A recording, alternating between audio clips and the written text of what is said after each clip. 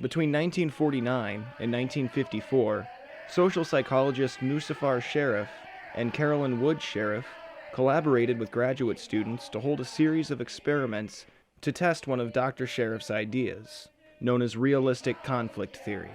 This having to do with intergroup conflict, stereotypes, and prejudices. The most famous and significant of his experiments took place in 1954 at Robbers Cave State Park in Oklahoma.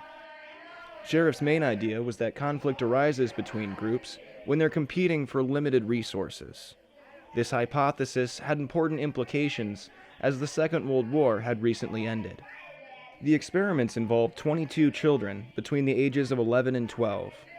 None of them knew each other previously, and all came from similar backgrounds: middle class, white, and Protestant. The experiment had 3 stages, the first being a bonding stage. Before the two groups were made aware of each other, they were encouraged to bond and create social norms by engaging in activities such as swimming and hiking. Here the groups took names, the Eagles and the Rattlers, and developed their own cultures and cultural norms. The next stage was the competition stage, lasting 4 to 6 days.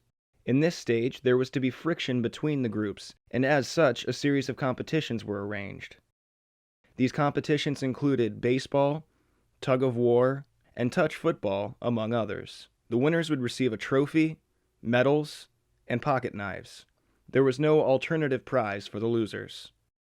The Rattlers, who had developed a norm of toughness and aggression, became emphatically confident in their success. They put Rattlers' flags on the baseball field and made threats about bothering them. The researchers then manipulated situations where one group would gain at the cost of the other.